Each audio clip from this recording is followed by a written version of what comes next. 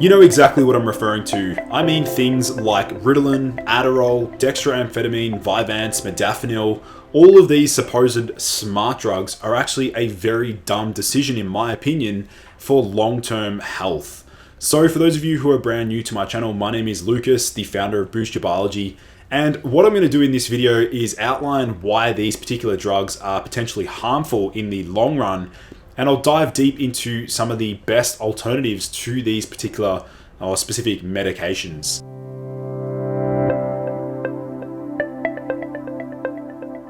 So by smart drugs, I'm referring to things like, or medications like Ritalin, Adderall, dextroamphetamine, Vyvanse, and Modafinil. And what I want to outline here is that the effects of these particular medications are, generally speaking, extremely potent and extremely strong. Now, they oftentimes pack an instant punch, and they can, generally feel like they're turning the lights on in your brain, within maybe 30 to 45 minutes after dosing. And they can pretty much force your body and brain into a hyper-productive state. Whereas what I want to outline are the better alternatives. So these are specific nootropics, things like uridine, racetams or phenylpiracetam, oxiracetam, coliracetam. I'm referring to things like nutrient-based substrates, neurotransmitter precursors like amino acids, and also adaptogens. The difference between these smart drugs and these nootropics is that smart drugs, unfortunately, will rob your tomorrow. And the way that I like to look at this is that with the use of these smart drugs, they'll bump you about 30 to 40% above baseline. But unfortunately, a lot of them, they result in a come down effect, and they can actually leave you feeling depleted way below baseline the following day. So to me, I look at these particular, medications and these drugs as compounds that will definitely bring you above baseline, but they result in a crash below baseline for many days after dosing. And this is where we need to be really careful about dosages and cycling strategies and protocols related to these extremely potent medications. Now, I also want to outline, don't think of Modafinil as a quick win. And this is because Modafinil can absolutely lead to major withdrawal symptoms, since, by the way, it is considered a DAT inhibitor, a dopamine transporter inhibitor, just like cocaine. So we need to be respecting these particular medications if we're concerned about our long-term health. Let's just take a look at these symptoms, or the withdrawal symptoms associated with Modafinil. Everyone's withdrawal symptoms from Modafinil or with Modafinil are going to be very different, but let's just take a look at some of these symptoms that I was referring to about actually falling way below baseline. Lethargy or sleepiness, that's probably due to its negative effects on sleep quality. Low mood or dysphoria, so think of the opposite of euphoric. Excessive anxiety, insomnia or sleep issues, and also headaches. Now, these withdrawal symptoms are actually associated with most CNS stimulant drugs. So you can see the source here was Brain Communications, Volume 1, Issue 1, 2019. Now, what I really want to emphasize here is that the younger generations are at risk, and this is due to the use of social media. You know exactly what I'm referring to here is scrolling on various social media platforms, looking for that immediate dopamine hit through the use of, the exposure of short form videos that have the ability to literally rewire the human brain. This could potentially explain why so many young adults or even teenagers these days just cannot focus. And I'm sure many of you are aware and know about the importance of being able to focus when building your own business, getting work done. The ability to focus is extremely crucial for overall productivity and success in life. What we also hear in society is that people are talking about their children not being able to focus on anything at all, and they're oftentimes prescribed these ADHD medications. But the problem with this is that we need to consider the long-term repercussions associated with these particular drugs.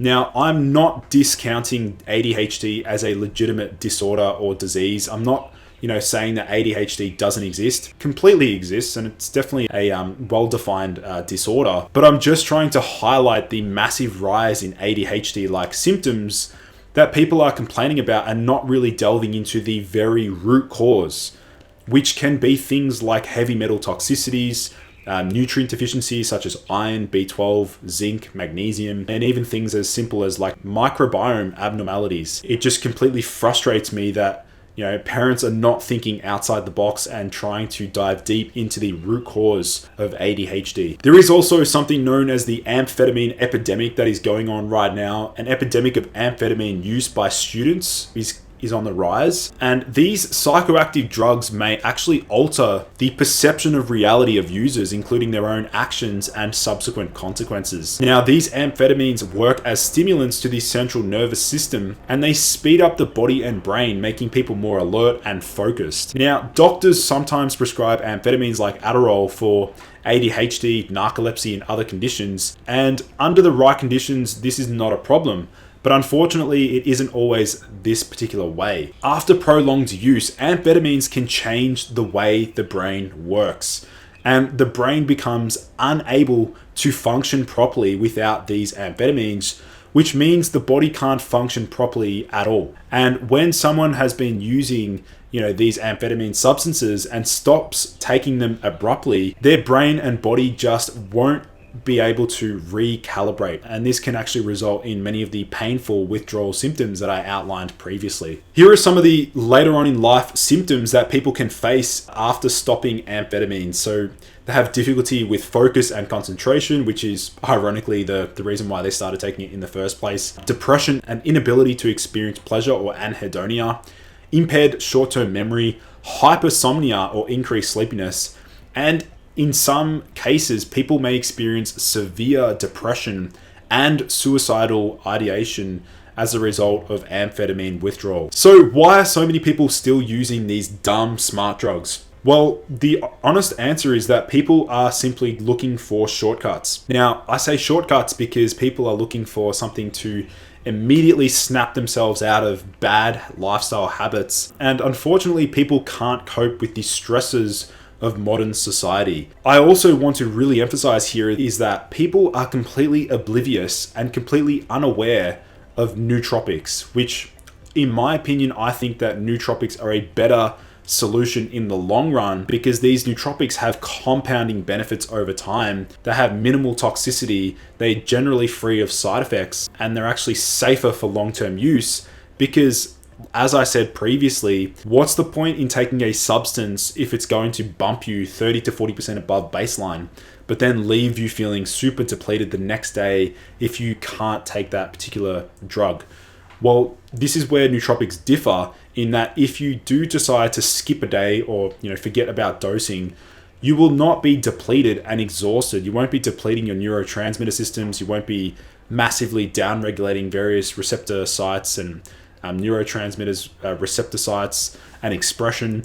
Instead, these have beneficial effects over time. They have compounding benefits over time, which I think a lot of people are still unaware of. This particular aspect of nootropics is that their ability to build up and gradually improve cognition over time instead of just providing an immediate boost followed by a very terrible come down. Another reason why so many people are using these smart drugs is due to underlying trauma that has not been resolved or worked through with a qualified therapist. Let's get a discussion going down below. Have you noticed that childhood trauma or your younger self when you had potentially a horrific experience or traumatizing experience, has that had an impact on your ability to focus, on your motivation, confidence, drive? Let's get a discussion going about that, because I do think underlying trauma does need to be respected a lot more when looking at various neurological disorders and cognitive deficits as well. And then finally, there are genetic deficits or genetic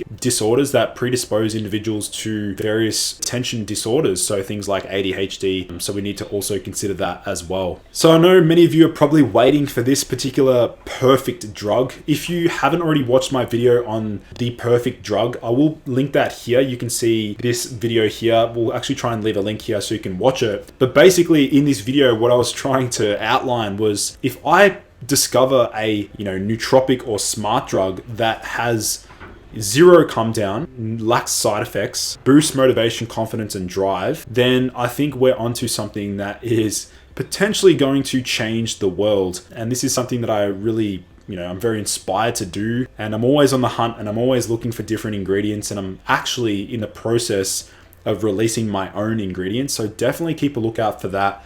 And make sure you're subscribed to my newsletter, as I do sometimes drop little hints about what's to come in the future with that particular project of mine. So if you did enjoy this video, please do like the video. And if you do want to boost your motivation, drive, and confidence through various biohacks that I've deployed over the years, do consider joining the Limitless program. That will be linked down below in the video description. This is geared towards men that are looking to boost their overall hormonal status, so boosting testosterone, optimizing sleep, nutrition, and other parameters associated with health. So definitely do check out the Limitless program down below. Otherwise, guys, thank you for tuning in. I look forward to seeing you in the next video.